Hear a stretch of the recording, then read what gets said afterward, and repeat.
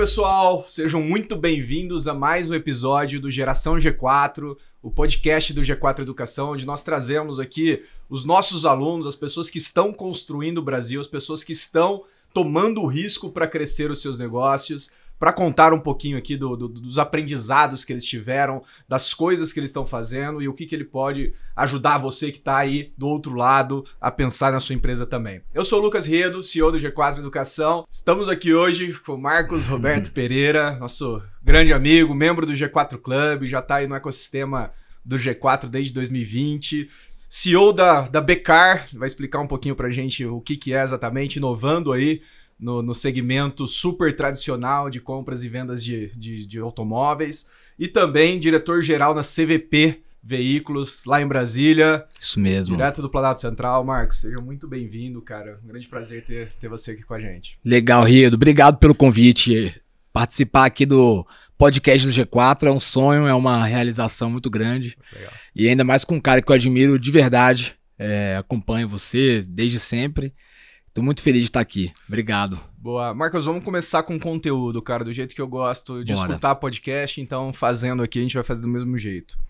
Você vem de uma família tradicional de Brasília, né? Se bem que tradicional em Brasília a gente tá falando de 50 anos, de 60 anos. Mas meu avô é pioneiro de Brasília, então é de fato tradicional. Que legal. E você entrou numa empresa familiar, né? Você começou a trabalhar ali aos 16, 18 anos e já entrou ali jogando o jogo, passando por todas as áreas da empresa e continua passando por um momento de sucessão, né? E, cara, eu queria que você trouxesse aí os principais learnings que você teve nesse processo de sucessão. Acredito que muitos acertos, mas muito mais erros que você teve aí, seja de governança e tudo mais, cara. Como que foi esse processo, ou está sendo esse processo de sucessão para você? Cara, pois realmente foi um processo longo, né? Acho que uma sucessão tem que ser longa, ela não pode ser uma sucessão. Eu vejo muita gente ali com ansiedade, a molecada nova que vai entrar ali numa empresa do pai, já quer ser diretor, já quer um cargo grande, e não faz o menor sentido, tem que ter aquela maturidade. E foi o que o meu pai e meu avô fizeram comigo. Eu tenho muita gratidão pela forma que eles trabalharam comigo. Eu comecei lá na CVP dentro do estoque de peças, como estoquista. E eu ganhava lá a remuneração do estoquista. Então ele fazia sempre questão de eu receber o valor da função que eu estava. Passei um tempo no estoque de peças, fiquei um ano ali mais ou menos, ali onde você aprende sobre o carro, que você pega a peça na mão e tal, e o negócio onde você conhece melhor mesmo. Depois de lá eu fui pra mecânica, fiquei lá fiz curso no Senai, fiquei trocando óleo, fui batizado, fui trocar um bujãozinho lá, tomei um banho de óleo. Então fiquei lá quase um ano também como mecânico, aprendendo a montar e desmontar motor, faço tudo isso. Filho do dono e neto do fundador. Do fundador, fiz tudo isso. E o que foi bem legal, porque foi o chinelo da humildade ali, eu tô me relacionando com os colaboradores, eu comia, almoçava ali junto com eles, então era realmente um funcionário como todos os outros. E passei por todos os setores. Isso me ajudou muito ali na sucessão, né? Porque eu acabei assumindo a empresa com 29 anos. Seria, cara, impossível, eu acho, ou pouco provável que com 29 anos eu tivesse o conhecimento que eu tinha para conseguir exercer ali essa função. Marcelo, vocês tiveram ajuda de alguma consultoria externa? Foi um processo bem estruturado ou foi tudo ali acontecendo? Eu acho que ele tem que passar por todas as áreas. Não. Como que foi o processo de sucessão, de fato, cara? Tá, foi zero estruturado. Inclusive, é um processo... Foi praticamente forçado. Nossa empresa lá, como a maioria das empresas familiares, não era flores, né? Tinha um conflito ali grande ali entre meu pai e meu avô. Eu também tinha um conflito. Então não foi tranquilo, não foi suave. Inclusive, eu assumi a cadeira depois que meu avô faleceu e tudo mais. Eu saí da empresa porque eu não conseguia mais me relacionar. Eu fiquei 10 anos trabalhando. Chegou um momento que eu não me via mais ali dentro.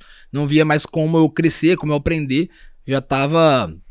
acho que já tinha cumprido meu papel. E saí da empresa. Fiquei lá 3 anos fora. E foi um choque muito grande. Porque eu era o neto, o filho que todo mundo queria que assumisse. E eu acabei saindo. E eu acabei brigando com meu avô nessa época. Foi um pouquinho traumático. E ficou quanto tempo fora? 3 anos. Fiquei E qual foi o trigger ali pra voltar? O que aconteceu? Foi o falecimento do seu avô? Como é que foi? Foi o falecimento do meu avô, mas foi muito bom eu ter passado esses 3 anos fora, porque eu realmente já tinha aprendido tudo, eu não tinha mais pra onde crescer, eu tava me sentindo muito frustrado ali, né? Pô, como é que eu vou fazer pra colocar minhas ideias em prática? Eu era novo também, aí a gente sempre acha que sabe mais do que sabe, né? Mas foi bom ter saído, fiquei lá 3 anos trabalhando na Prudential. Então, Prudential como Life Planner, rodei aí o Brasil todo. Aprendeu o processo de vendas ali. A venda raiz, né, cara? Ali é uma das melhores escolas de vendas. Como é que foi, cara? Então, conta aí. Como é que... Pô, pra quem não conhece, né, a Prudential é uma...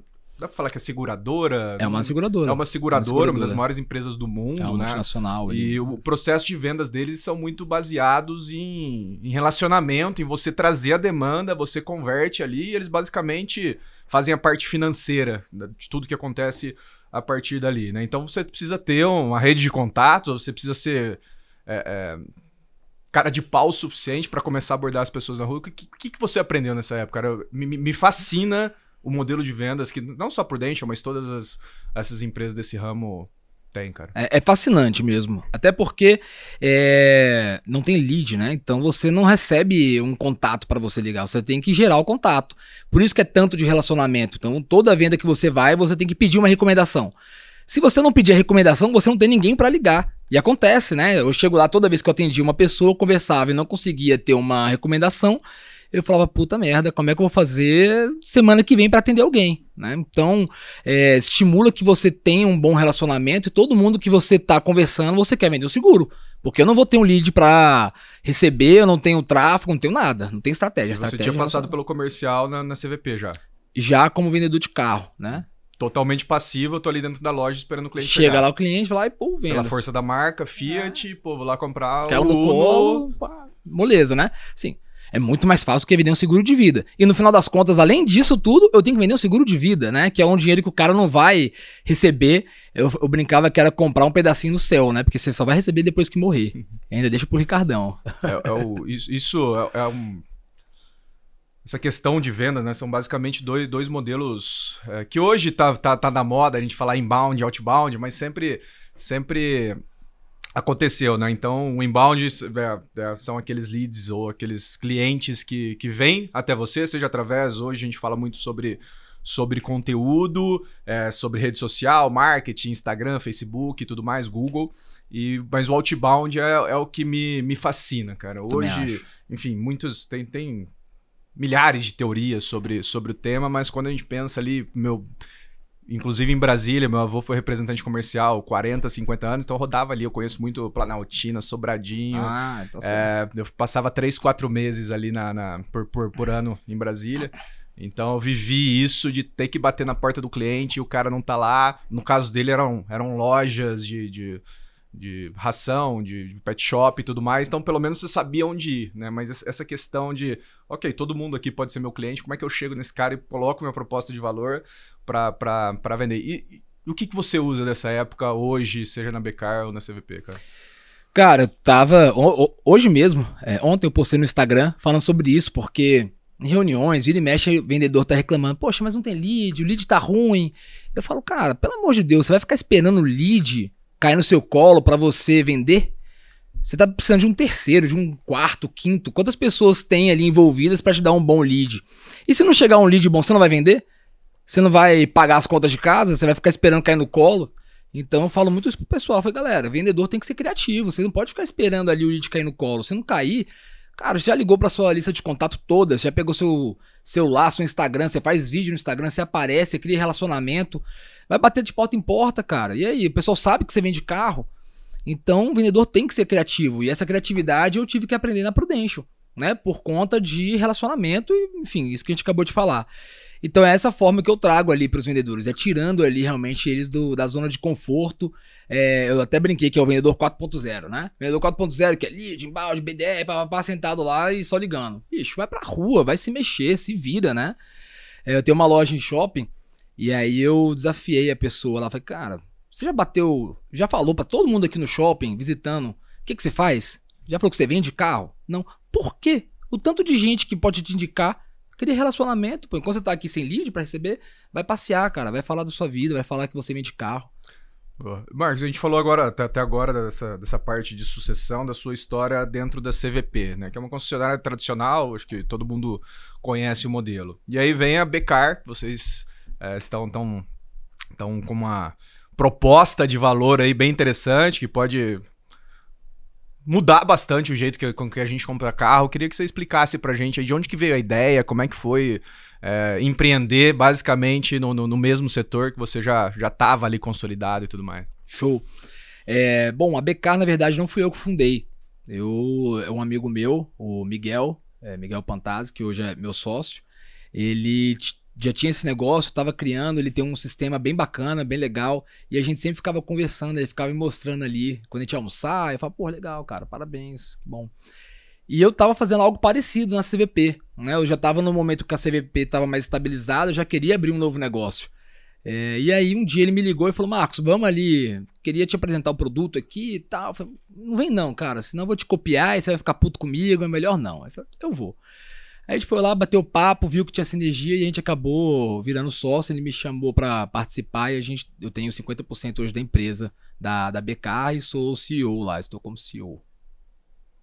Não façam isso em casa, 50-50 eu aprendi isso. Pior forma de sociedade que pode existir. 33-33 é até bom, mas 50-50 geralmente dá problema. Se você pegar um dos manuais de gestão que eu mais gosto, que é o Great CEO Within, um livro do... Esqueci o nome dele agora, mas na primeira página ele traz isso, cara. Não cria uma sociedade 50-50, porque em algum momento vocês vão discordar em uma coisa e não vai ter ninguém pra falar, é isso porque eu tenho 50.1, né? E empresas não são democracias, então acho que já é um aprendizado aqui. Se você tem uma empresa 50-50 hoje, tem uma conversa difícil com seu sócio, dê um jeito de alguém comprar 0,1% do outro. É uma conversa difícil, é chato, não vai ser legal, mas eu tenho certeza absoluta que vai te ajudar aí nos seus próximos desafios, nos seus próximos passos como empresa. Desculpa te cortar, Marcos. Imagina, mas eu ouvi Qual isso. Qual o problema que você já teve? Cara, até hoje nenhum. Com ele, nenhum.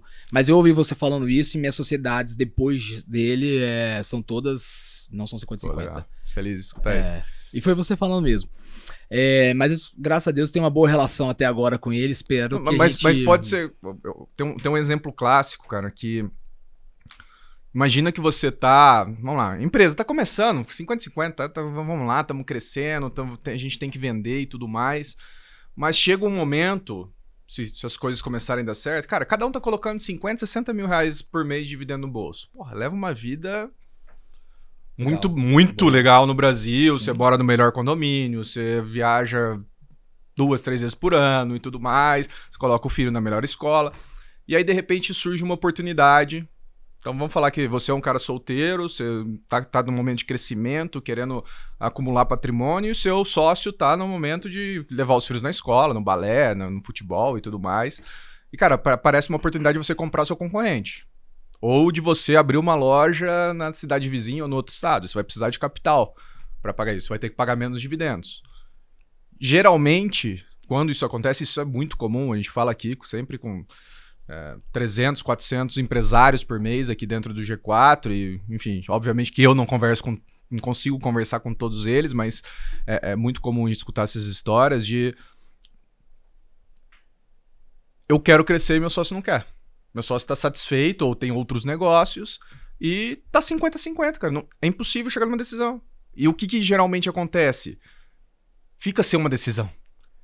Então, um trabalha para expansão, para querer investir mais, e o outro trabalha São dois vetores opostos atuando na mesma coisa que a empresa. Então, nesses momentos, precisa ter ali o 50.1 e eu falar, Marcos, entendo que você quer manter o seu patamar de dividendos aí, mas, cara, o último call é meu. Nós vamos para expansão e para isso nós vamos diminuir aqui em 50%, 70%, e, cara, é essa a decisão. A pior coisa que pode acontecer na sua empresa, pessoal, é ficar em momentos sem decisão.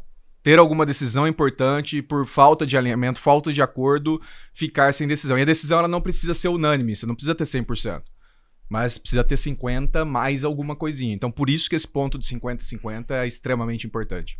Bacana. Uma coisa que a gente fez, inclusive, depois de eu ter essa essa informação foi um acordo de acionistas, né? Então isso aí já ajuda um pouquinho, sei que não resolve, mas já ajuda, mas temos essa situação aí. E qual que é o diferencial da Becar, então? Né? Pois é, aí a Becar ela é uma... Bom, você já vendeu seu carro de pessoa física? Já, mas eu passei pra minha secretária vender. Pois é, por que você fez isso? Porque ninguém merece, né? Exato. É chato pra caramba. Receber alguém em casa Eu já comprei com meu pai, quando era criança, eu ia visitar os carros lá. Aí procurava na internet lá. No jornal, pô. No jornal, Respeito. né? Respeito. Porra, certo. Imagina, né? Pior ainda. Mas é muito isso. Pô, o cara vai vender o carro, ele se pergunta, como é que vende o carro, né? O que eu vou fazer? Vou anunciar o carro ali na internet, na OLX, Web Motors? Eu não sei fazer isso, é um saco. O cara vai botar lá, vai tirar umas fotos que normalmente não são boas, vai fazer uma descrição do carro que nem ele sabe o que ele vai descrever e vai receber lead o dia inteiro de gente querendo dar galinha, de dar tudo que você imaginar, né? Então vender carro não é divertido para quem não sabe vender carro. E a Becar faz isso. A Becar, ele vende o carro para você. Nós somos uma intermediadora. Então, o cliente, quando ele quer vender um carro, ele vai até nós. Nós tiramos a foto do carro, de todo o carro. A gente faz uma avaliação e sugere uma precificação para o cliente. O cliente, gostando da ideia, aceitando, nós anunciamos o carro em todas as plataformas, nas melhores plataformas. E o cliente continua com o carro. Então, ele não precisa deixar o carro lá para gente. Fica rodando. E a gente bota lá e vai gerando lead, né? Então, o cliente que tiver interesse, for um cliente quente de fato, que ele realmente esteja interessado, a gente combina dos dois se encontrarem em uma das nossas lojas. Hoje nós já temos 3 lojas lá em Brasília. E ele escolhe uma das 3 para se encontrar lá e os nossos vendedores fazem essa intermediação, essa negociação. E aí imagino que você tem uma equipe de vendas centralizada ali, que atende todas as lojas, todos os carros. Eu tenho um time de SDR, né? De inside. Eu tenho um time tanto de SDR como de captador, que fica ligando para os clientes para colocar o carro para anunciar com a gente. E quando recebe o lead, ele trata e só agenda o lead quente, né? E aí os dois vão lá numa loja nossa e a gente negocia e faz todo o processo da venda. Parte de documentação, parte de transferência. E qual que é a vantagem de vender pela Becar e não ir ali no bailão dos pneus ali, na garagem que tem ali na avenida e deixar o carro lá? Cara, é muito difícil, porque você não sabe ali qual que é a loja que é de confiança e não é de confiança, né? Infelizmente, o mercado é um pouquinho queimado aí em relação a isso, a revendas que tem as práticas que a gente não concorda, né? Eles mudam, faz muito rolo. E a Becar é uma autotech, ali com uma concessionária por trás, já tem mais de 10 anos, então passa toda essa confiança e além disso dá a segurança da negociação, né? Então, um dos problemas quando você vai comprar um carro ou vender pessoa física quem que paga primeiro? Né? Eu vou pagar, mas aí eu vou transferir o carro? Como é que funciona isso? Ninguém sabe como é que funciona. Como é que funciona? Eu não sei. Cara. Pois é. Meu carro já é assinado, então passa lá no cartão de crédito. Vou te ensinar como é que funciona. Liga pra mim. E eu faço, deixa com quem sabe fazer, né? Se você não sabe vender carro, cara, não vende carro. Mas ensina, galera, agora ficou curiosa. Ficou curioso? Liga pra gente, BK, gera um lead, aí eu vou ensinar. Mas é fazer o comunicado de venda, né? A gente faz o comunicado de venda, recebe valor e tal, mas ainda assim... Mas se eu fosse comprar seu carro, qual que é a ordem correta? Você paga e a gente faz o comunicado de venda. Aí, não, normalmente faz... o Lucas comprando do Marcos, esquece Becar. Sim. Normalmente faz isso, inclusive, dentro do Detran. Entendi. Já fazendo ali um comunicado de venda. Tá lá, faz o comunicado de venda, transfere o dinheiro e pronto. E quais são os planos de expansão aí pra Becar? Só pelo jeito que você contou, eu já entendi que é o que brilha os olhos aí, cara. A gente brinca que a CVP é a vaca leiteira e a Becar é a galinha dos ovos de ouro. A Becar, cara, em um ano que eu tô lá, um ano e pouquinho, ela virou um monstro, né? Ela não é mais só Becar, virou Becar Participações. Então, demorou um pouco ali pra gente entender como é que seria o modelo que a gente iria escalar a Becar. E em algum tempo assim, a gente começou a dizer, a gente tem aqui um modelo de negócio de intermediação que muita gente quer fazer, mas não consegue. Porque para fazer esse modelo de intermediação é um estoque virtual, o estoque não tá lá, o carro tá com o cliente. Como é que eu faço esse controle? Tem que ter um sistema bom. E a gente desenvolveu um sistema próprio. Então, para conseguir viabilizar tudo isso, a gente tem um sistema de agendamento, de avaliação, de precificação. O nosso sistema é perfeito. CRM, tudo. E aí a gente entendeu, então a gente tem um produto aqui também, né? O nosso sistema é um produto. E aí a gente dividiu, a gente fez um split, fez um spin-off, na verdade. A gente fundou aqui a Becar como essa parte de intermediação e a EcoSys Auto, que é um sistema para revenda de carro. Então são poucos sistemas, são sistemas que não são bons hoje no mercado, e o nosso sistema ele é bem bacana e viabiliza isso. Então a EcoSysAlto já está rodando, a gente passou um bom tempo ali desenvolvendo, gastamos bastante dinheiro, e a gente vai expandir a BK como sistema, perdão, a BK como sistema no formato da EcoSysAlto, tá? A EcoSysAlto é o que a gente vai expandir, e a BK nós vamos fazer uma franquia, a gente vai agora em abril lançar o modelo da franquia DBK, porque esse modelo realmente é um modelo nosso, é um modelo que foi difícil de desenvolver, a gente tem um método e a gente acha que o melhor formato realmente é essa franquia. E aí é outra pergunta, né? Quantos dos vendedores que eu tenho ali, quantas pessoas já não quiseram ter uma loja de carro? Né? E foi uma pergunta que eu comecei a fazer lá. Eu tenho uma pergunta que mais aparece, uma das top 3 perguntas que mais aparecem aqui no G4, Marcos. Fácil expansão com capital próprio ou franquio para precisar de menos capital para expandir? Né? Provavelmente você já respondeu essa pergunta, ou você já respondeu essa pergunta. Quais foram os elementos aí que você levou em consideração? Quem que você consultou? Você teve consultoria externa? O que você levou em consideração tomar a decisão por franquear o seu negócio e não fazer expansão própria? Acho que é um modelo que faz sentido não só para BK, mas como para o mercado, né? A gente chegou a fazer uma consultoria muito boa de franquia. Eu aprendi que franquia é muito mais difícil do que eu imaginava. Né? Eu achei que eu ia conseguir fazer o modelo de franquia sozinho, mas não rola. Não vale a pena contratar uma consultoria. E foi o que a gente fez, até para ver se ela é viável ou não é viável, tanto para a franqueadora como para o franqueado. Né? E a nossa é 100% viável. E a pergunta é a seguinte, poxa, quantos vendedores ali já não quiseram abrir uma loja de carro? Aí a pergunta que fica é outra. Você sabe o que precisa para abrir uma loja de carro? Quanto custa abrir uma loja de carro? Você tem uma noção? Nem ideia. Chuta aí um valor para abrir uma loja de carro. Contando obra e tal.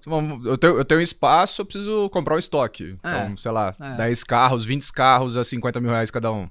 Bom, já tá. Mais o ar-condicionado, R$500.000, sei lá. R$500.000 é o número que todo mundo chuta, né? Mas R$500.000 é uma loja pequena. É uma lojinha pequena. E você vai ter que ter capital de giro, você tem vários 500 fatores. 500 mil com o estoque, eu tô considerando que eu tô comprando o carro. Sim. Tá. Sim.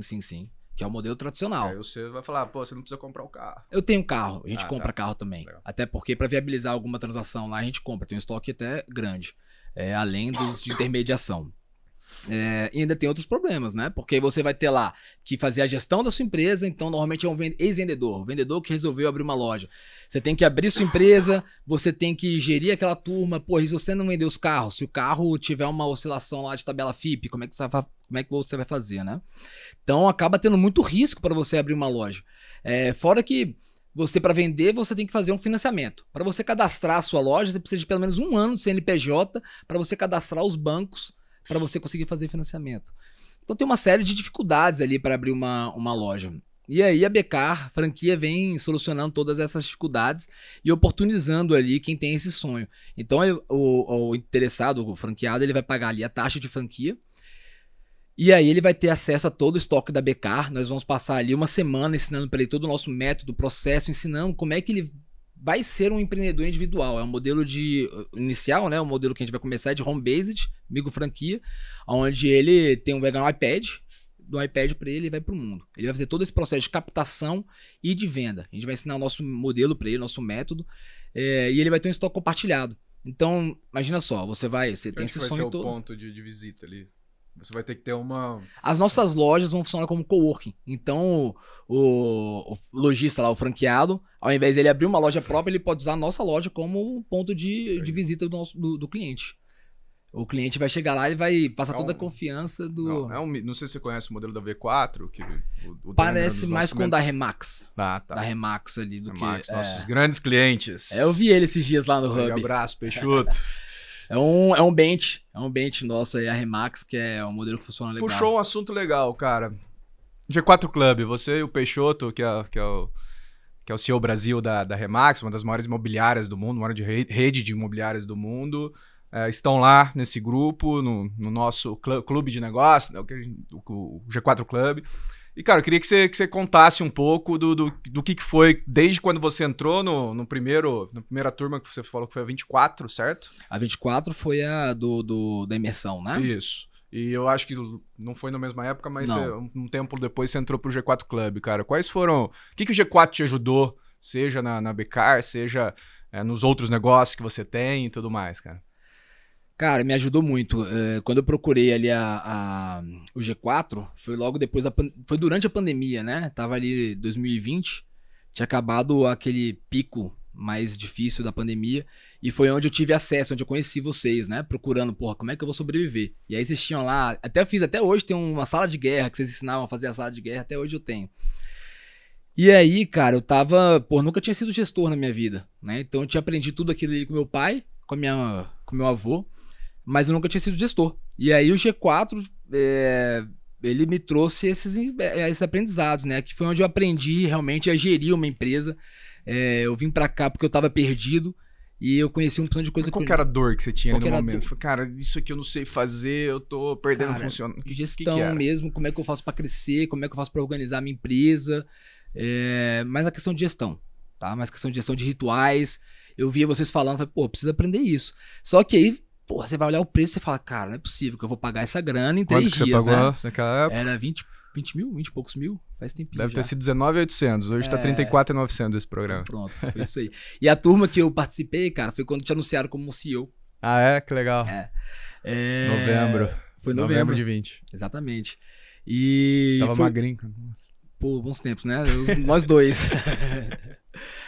E aí, cara, foi muito bom porque lá eu aprendi coisa que eu não sabia que existia, né? Foi muita novidade pra mim. Eu saí daqui com a cabeça surtando, né? Quando fala de growth, fala de parte de gestão lá, com certeza, mas eu tive acesso a coisas que eu não conhecia, porque meu pai não conhecia, meu avô não conhecia, né? Do mercado, e foi muito bom. Foi muito bom. E você ficou um tempo, né? Você não entrou...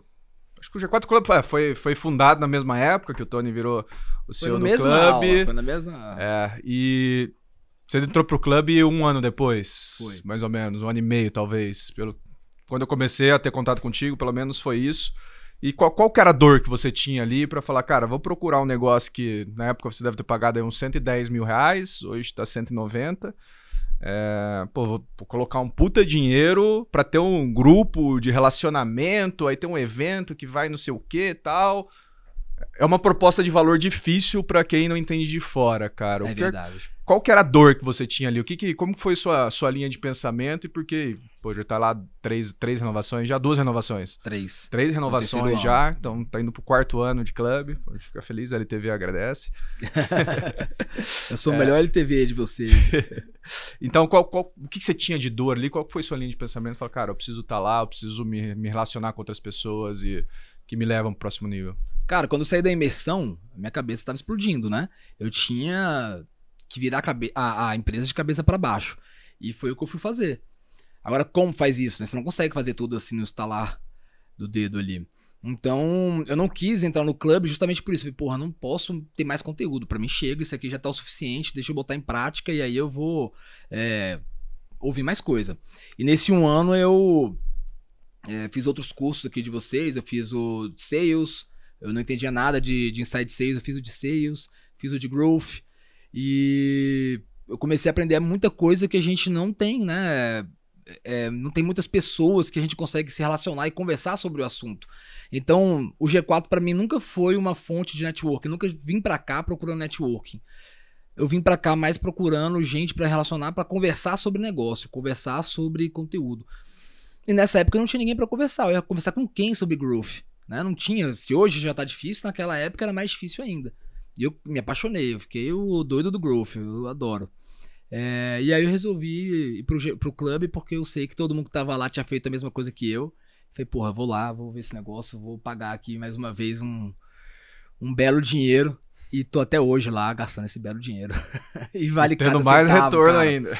Vale cada centavo, vale cada centavo. E voltando ali na imersão, quais foram, sei lá, 1 ou 2 coisas que você implementou, que você falou, cara, isso aqui eu aprendi lá e coloquei em prática na minha empresa e de alguma forma isso me ajudou? A gente nunca... Os nossos alunos crescem muito acima da média. A gente já fez um estudo que mostra que 122% acima da média do mercado dele. Eu não gosto muito de falar, que parece até buchitagem, mas, cara, a gente fez e refez e refez. E tem duas maneiras de olhar isso. Eu gosto mais da segunda. A primeira é... O G4 ajuda as empresas, ou o G4 faz as empresas crescerem 122% acima das outras. E a outra que... Isso aqui é um pouco arrogante e não é verdade. Não é verdade at all. A outra visão que eu tenho disso, que eu gosto mais e que eu acho que é a realidade é as pessoas que crescem, ou as empresas que crescem muito mais do que a média, elas confiam no G4 para ser a fonte de informação, ser a fonte de conteúdo ali, de trazer coisas novas e tudo mais. Então, o que você implementou saindo ali, ou nesse ano, ou nos últimos anos, que você fala, cara, isso aqui foi uma coisa que me ajudou a levar o nível da minha empresa? As coisas que vocês ensinam aqui, elas são ferramentas muito boas de serem usadas, né? Mas eu imagino que nem todo mundo que faz o curso consegue executar. Deve ter não sei se vocês têm esse número, mas um percentual X que consegue botar aquilo em prática, porque não é fácil. E não é fácil também colocar tudo. Então tem que ter muito pé no chão. Eu falo com todas as letras, é impossível. Tanto que a gente fala no final ali de todos os produtos. Cara, pega Relaxa. 3 coisas. Relaxa. Até o caso do Will, membro do clube também, que entrou no início do clube, que ele fez uma vez e falou, putz, essa aula do Nardon aí não tem nada a ver comigo, growth e tal, não sei o quê. Na segunda vez que ele voltou, depois de um ano, né? Ele fez o online, que a gente estava fazendo o híbrido na época da pandemia. Aí depois ele veio presencial um ano depois e ele falou, cara, a aula do Nardon é perfeita pra mim. Só não era um ano atrás. Ele vai amadurecendo. Exato. Mas então, aí respondendo a sua pergunta, 2 coisas que realmente mudou muito pra mim foi essa parte de growth. Agora eu tô conseguindo colocar ali um squad de growth, né? Porque growth na empresa tradicional é muito difícil conseguir implementar, mas o mindset de growth, né? A gente sempre tem aquela cabeça ali de, pô, isso aqui é um gatilho que a gente consegue aumentar. Então eu consegui trazer pra mim, na minha forma de gerir, um mindset de growth. Hoje eu tô conseguindo implementar os rituais lá na empresa. E rituais que eu não tinha. Quais, por exemplo? De reuniões semanais, a forma de fazer uma entrevista, uma reunião de one-on-one, tudo isso eu tenho conseguido agora. Demorou, mas eu consegui implementar e realmente faz toda a diferença ali pra gente. Eu uso muitas ferramentas de growth, mas aí sou eu usando. Basicamente essas 2 coisas assim que me veio na cabeça. Boa. Marcos, cara, você é basicamente diretor e CEO de 2 empresas. Como é que fica essa rotina aí, bicho? Por mais que esteja organizado, ritual aqui, ritual ali, como é que... Não vou falar que você divide o seu tempo, porque eu tenho certeza que você não divide o seu tempo, mas como que você faz pra escolher as batalhas ali? Como que funciona isso no teu dia a dia, cara? Quando a gente resolveu entrar ali na BK, a CVP já estava mais organizada e eu falava muito, pô, a gente conseguiu quadruplicar o faturamento da CVP. E, porra, passou, né? Quadrupliquei em 3 anos. Caralho. Quadruplicamos em 3 anos lá o de faturamento. De quanto pra quanto? De, por volta de 30 e poucos milhões para 126 milhões Caramba, no passado. Isso o quanto foi? 100% orgânico ou aumento de lojas, acredito? Não, com a mesma loja. Como, cara? Cara, muito trabalho. A gente mudou muito a cultura lá na CVP. A gente tinha uma cultura mais passiva, mais tranquilo e tem muita oportunidade numa concessionária. A gente... É que tava ruim. Quantos por cento do mercado de Fiat de Brasília, ali da região, vocês têm hoje? Quantos por cento das lojas? Quantos por cento das lojas? Se não me engano, são 10, a gente tem uma. Caramba, cara. São 10 lojas, a gente tem uma. Só que a nossa é em grande. Uma loja você subiu de 30 milhões para 126? Foi muito bom. Conta, agora vai ter que contar o jeito do milagre. Cara, também, assim, cara. A gente não tava num momento bom, né? A minha visão, pelo menos no mercado, cara, o mercado super consolidado, antigo, que o cliente da Fiat tá lá, não tem uma migração muito forte, a não ser que seja, por isso que eu perguntei o percentual, porque eu falei, cara, se ele fez o mercado da Fiat, ou a Fiat com certeza não cresceu 4 vezes, então ele deve ter roubado de outras lojas ali, ele roubou o mercado para ele, né? Então, nós estamos num ponto muito bom lá em Brasília. A gente começou a explorar melhor ali. Em Taguatinga. Não sei onde fica a maioria. Taguatinga, pô, conheço QND 51 ali. Conhece tudo. Tem história ali. Tá vendo? Kennedy 51, depois eu vou procurar no Google o que tem lá. Hoje eu não sei mais o que tem, mas era na mesma rua da Kennedy 20. Porra, essa ruinha. Eu nunca entendi a lógica dos números de Brasília. Aliás, já entendi a lógica, não consigo entender porque alguém escolheu aquela lógica, mas... O de Taguatinga eu não entendo até hoje, mas o resto sim. Mas, cara, é muita mudança de cultura. É um crescimento grande, com certeza a gente teve muito trabalho, mas é porque não estava muito bom. Né? Então, se não estava muito bom, tinha muito para melhorar.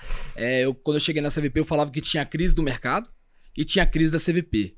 Então, a gente ia conseguir crescer para bater aqui na crise do mercado e depois a gente inventar moda e aumentar ali nosso faturamento. No primeiro ano, cara, eu vendia por volta ali de 40, 37 eu tava fazendo carros. Essa conta aqui agora. Quantos carros? De quantos carros para quantos carros foi? Pois era por volta de 37 a 40 carros que a gente vendia. 1,5 por dia útil. Tá, isso. A gente chegou nesse ano que eu assumi em 2019, a gente vendeu 50 carros em um dia, numa ação que a gente fez de venda. Então a gente começou a ser mais agressivo nas vendas mesmo. Né? Agressivo em termos de preço ou de cultura de vendas? Nos dois, principalmente cultura. Né? Foi minha principal ação dentro da empresa foi mudança de cultura total. Então, primeira semana que eu cheguei, eu botei todo mundo trancado numa sala, fechei a concessionária e botei todo mundo pra ligar. No dia que você assumiu? Que eu assumi. Que eu assumi a empresa em 2019, julho de 2019. Fechei a empresa, fiquei foram 2 ou 3 dias trancados numa sala só ligando. Prospectando o cliente para um sábado. Nesse sábado a gente vendeu aí uns 15 carros. Foi bom. Aí depois de uns 6 meses a gente fez essa ação que a gente vendeu 50 carros no dia. E foi esse tipo de coisa. O pessoal começou a ter mais tesão em vender. A gente começou a botar comissões mais arrojadas, estimular mais o vendedor. E aí a gente uma pergunta que para mim foi o game changer aqui da nossa cultura de vendas no G4. Porra, é bem agressiva, é bem... Acho que quem segue a gente aí, olha nas redes sociais, vê que todo fim de mês a gente tá ali ou perdendo com muita vontade ou ganhando, comemorando pra caramba. Geralmente ganhando. Amém. Mas uma pergunta que eu tenho pra ti aqui. Como é que eram as metas antes e como que é hoje? Elas estavam todas explícitas, todo mundo sabia exatamente qual que era o percentual em cada momento do mês, cada venda contava num painel, isso acontecia antes, acontece hoje? Hoje sim. Você acha que isso é fundamental para ter mudado essa cultura de vendas? Totalmente. Você fez uma pergunta que eu não respondi ela ainda lá atrás, né? Como é que eu toco as duas empresas? Não, vamos continuar aqui. Eu vou falar sobre isso. Vou falar sobre isso, porque tem a ver. Os indicadores, cara, a gente não tinha nada, não tinha... Tem noção? Eu tomo muito cuidado de falar ali da CVP, porque eu tenho todo respeito pelo legado que meu pai e meu avô fizeram lá. Foi realmente incrível. Mas acabou ficando ultrapassado. Meu avô já estava... de idade, acabou não conseguindo, foi cansando, né? E o negócio foi ficando pra trás. Então não tinha nem Instagram quando eu assumi lá em 2019. Imagina indicador, esquece. Então a primeira coisa que eu fiz lá foi inclusive uma gamificação que o meu gerente, que tá comigo até hoje, o Hernani, me ajudou a fazer. A gente fez o vendedor premium. E o vendedor premium não necessariamente é aquele que vende mais carro. É aquele cara que vende melhor, que vende com margem boa, que tem NPS bom. Então, até uma revolta. Esses dias uma vendedora minha estava revoltada porque ela tinha vendido 14 carros, foi a que mais vendeu, mas não foi a vendedora premium. Eu falei, tá, cara, o jogo é esse, tem uma gamificação, você vendeu com a margem boa, você vendeu os outros produtos? Tá, não, então pronto. Então, o vendedor premium é uma ferramenta que a gente usa para que ele ganha? Dinheiro. Dinheiro. Ele bater no vendedor prêmio ali, ele ganha R$500. Se ele bater 2 dias antes da meta, antes de fechar o mês, ele ganha mais 300. Então, R$800. E a cada 25% que ele passa da meta, ele ganha 25% a mais do bônus de R$500. E tem um bônus de regularidade. Então, depois que ele ficou 3 meses seguidos batendo o vendedor prêmio, ele aumenta de R$500 para R$800. E aí esses números tudo bate. Então a gente tem mês lá que o vendedor ganha R$2.500 só de vendedor prêmio. Legal. Cara, e não tem nada que vendedor goste mais do que isso. E eu te perguntei isso, Marcos, porque, cara, o game changer pra gente ter conseguido colocar essa cultura de vendas aqui no G4 passa principalmente por esse ponto que eu te perguntei de... Eu sempre falo que são 4 passos para conseguir... começar a colocar essa cultura de vendas, né? O primeiro deles é ter a meta muito clara. Cara, meta desde do que a empresa precisa vender, qual tipo de produto e o que cada vendedor precisa colaborar para aquela meta, né? Precisa vender para bater aquela meta. Então, se a meta não está muito clara, se chegar e qualquer vendedor ali perguntar qual que é a meta dele do mês, se você fizer isso na sua empresa e ele não souber responder, a meta não está clara. Então, faça o teste. Porra, minha meta está muito clara para todo mundo sabe exatamente o que precisa vender. O segundo ponto, o acompanhamento disso, cara. Tem que ser uma TV, tem que a cada venda atualizá-la na hora. Muita gente pergunta, pô, mas eu não quero quanto que meu time saiba que venda. Cara, se você acha que isso é uma vantagem competitiva para o seu negócio, meu concorrente vai saber quanto que eu vendo, você não tem nenhuma vantagem competitiva. Então, o acompanhamento ao vivo disso é o que começa a mudar o jogo. E aí, o terceiro e o quarto, cara, que faz muita diferença, o terceiro é comemorar quando os resultados são atingidos, e o quarto é se frustrar, sofrer mesmo quando os resultados não são atingidos, né? Então, outra objeção que aparece muito, mas se eu comemorar com os caras que bateram meta, o que não bateu vai ficar triste. Tem que ficar triste. Pô, se você não fizer isso, você tá premiando quem não tá entregando, ou quem não entregou, e punindo aqueles que estão entregando, né? Basicamente é a lógica do socialismo. Então, esses 4 passos, cara, metas muito claras, acompanhamento real time, ao vivo ali, do que tá acontecendo, de quanto que tá, comemorar as metas da empresa e os individuais também. E quando eu falo comemorar, o nosso jeito aqui é mais festa, faz churrasco, traz banda e tudo mais. Eu entendo que a grande maioria das empresas não tem essa cultura e nem deveria ter. Mas talvez seja o happy hour, talvez seja, enfim, presente, talvez seja trazer a família no escritório, depende muito de como que é a empresa. E o quarto, se frustrar, ficar realmente puto, ficar triste, porque é isso que vai dar gás para aqueles que querem. E aqueles que ficarem putos e pedirem para sair é melhor que saiam logo. Então esses 4 pontos para mim são os mais importantes aí da gente começar a implementar uma cultura de vendas na empresa. Concordo. E se frustrar rápido, porque o mês acabou e outro mês já começou, então não tem tempo de ficar muito tempo frustrado, não. Você falando ali dessa parte de gestão, né? Desse ano passado, quando a gente pegou a Becar, eu tive...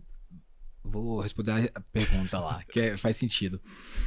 Cara, foi uma escolha muito difícil, porque a gente tava num momento bom e eu sabia que eu ia pegar um abacaxi muito grande, porque eu nunca tinha feito isso. Eu já tinha pegado uma empresa antiga e conseguir fazer ela quadruplicar o faturamento. Agora meu desafio era pegar uma empresa, outra empresa que eu não participei dela, e entrar como CEO e fazer uma gestão de cultura, né, tudo isso. E eu sofri tudo que eu tinha pra sofrer em relação a isso. Problema de choque de cultura, tudo. E eu não tive outra opção a não ser me organizar muito. Então, ano passado foi um ano que eu aprendi bastante essa questão de organização, de agenda, de gestão de tempo, porque não tem jeito, cara. Você não consegue estar em todo lugar ao mesmo tempo. Então, realmente, eu consigo fazer ali uma organização segunda e terça, eu fico na CVP, focado lá. Lógico, aparece coisa da Becar o dia inteiro, mas eu tô lá, fisicamente, segunda e terça, eu não abro mão. E tenho meus rituais lá de reunião. E depois eu fico com o tempo mais liberado para os outros negócios, Becar, Ecosys, enfim. E eu fiz um planejamento estratégico que eu nunca tinha feito. Esse ano eu fiz um planejamento estratégico muito redondinho, com OKR, vi tudo quanto é curso de OKR lá do G4 eu fiz, li livro, e a gente conseguiu fazer, cara, 3 meses ali desenvolvendo planejamento estratégico, e esse ano a gente tá voando, tá muito legal, que você já começa o ano sabendo para onde você vai, né? Já com as metas desenhadas, então o time já sabe o que tem que fazer, qual que é o Nardon entrando ali.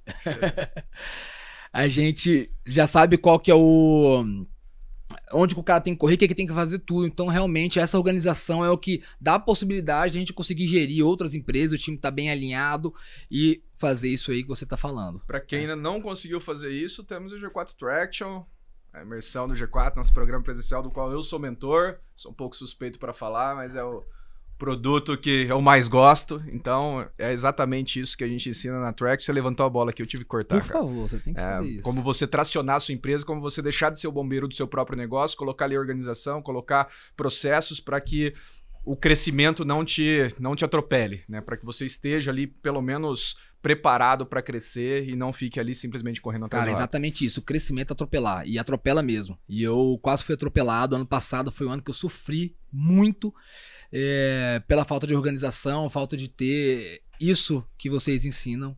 E realmente faz a diferença. Boa. Quem não tem, faça. Marcos, vamos fazer perguntas rápidas aqui. Qual livro mudou sua visão sobre gestão e liderança? Cara, sobre liderança ali, aquele livro Responsabilidade Extrema, achei muito bom aquele livro. Realmente a gente assume uma culpa ali que tem que assumir. A culpa é nossa quando aquele vendedor não tá indo bem, quando os resultados não acontecem, o CEO que tem que assumir. É um livro muito bom. E de gestão, o último que eu li foi recente, foi o Scale Up, que aquele livro para mim é uma faculdade. Se você tá pensando em abrir um negócio, compra o Scale Up, não precisa fazer Scaling Up. Scaling Up. Do Verne, foi nosso professor no clube. Foi o inclusive. professor que fantástico, aquela palestra dele lá no clube. Scaling Up. Não precisa de fazer faculdade, não. Só ler o livro e pronto, tá resolvido a sua vida. Muito bom. Quais são os seus valores inegociáveis, cara? Cara, integridade. Integridade não tem jeito de não falar, até pela história da família. A gente tem uma história muito forte ali em relação a isso. Sabia que você ia falar isso. Poxa, mas não tem jeito, né? Mas outro que eu bato muito na tecla é compromisso. É o compromisso ali que tem um pouquinho a ver com integridade, mas eu sou revoltado com a falta de comprometimento, de chegar em reunião no horário errado, de não cumprir aquilo que combinou com o cliente. Então é uma coisa que eu bato na tecla mesmo. Chegou atrasado na CVP, em qualquer reunião, na BK, o pau canta. Não tem essa opção. E Marcos, tudo que a gente falou aqui até agora no podcast, cara, foi muito ligado ao dono do negócio, ao gestor, pessoas que têm os desafios que já passaram ali do básico da liderança, de gestão. Queria que você voltasse lá com 17, 18 anos, que você estava começando a pensar em assumir, 20 anos, começando a pensar em assumir, desse um conselho para aquele Marcos aqui que valesse também para as pessoas que não estão nessa posição de tudo que a gente falou aqui no podcast até agora, mas pegar esse conteúdo e falar, caramba, vou aplicar isso aqui. Qual que seria, cara? Legal. Eu não fui uma pessoa muito estudiosa quando era mais novo e isso faz falta, né? Na hora da gente assumir uma cadeira ali, a gente tem que ter esse hábito de estudar. É um hábito que eu demorei para ter e hoje eu tenho. Então, realmente, estudar ali desde o começo é essencial e trabalhar bastante.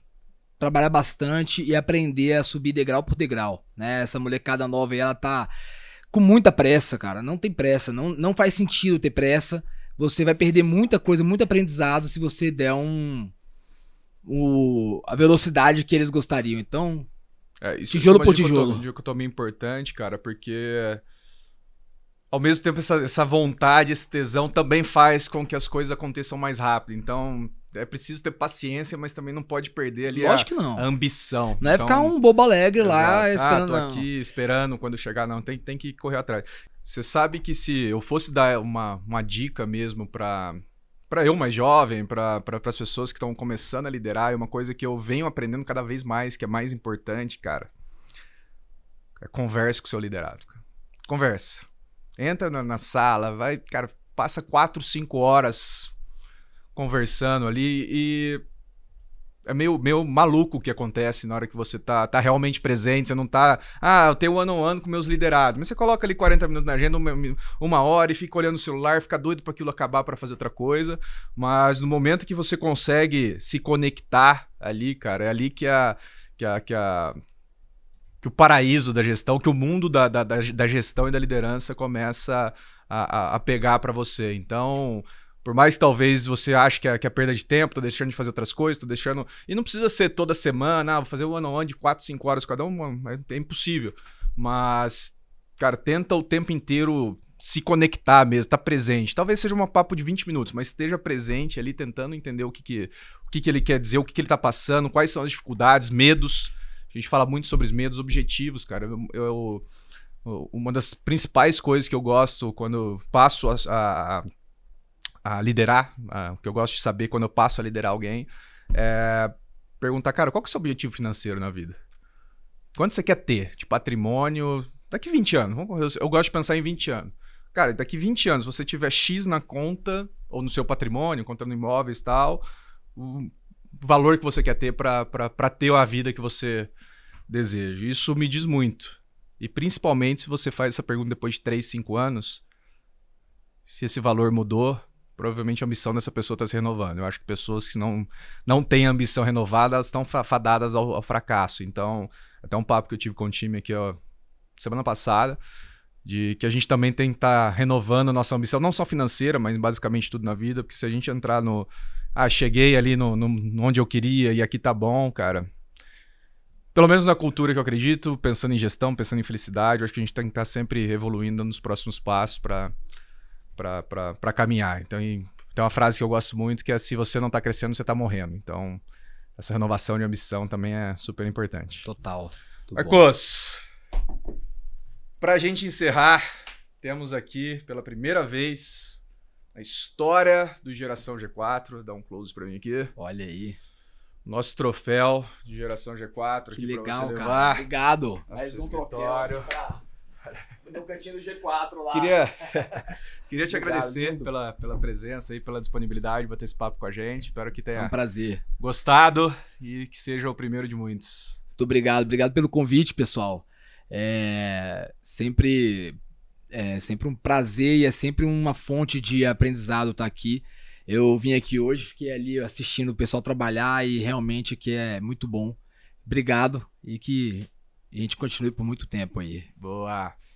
Pessoal, até mais no próximo episódio do Geração G4 e a gente se vê. Grande abraço.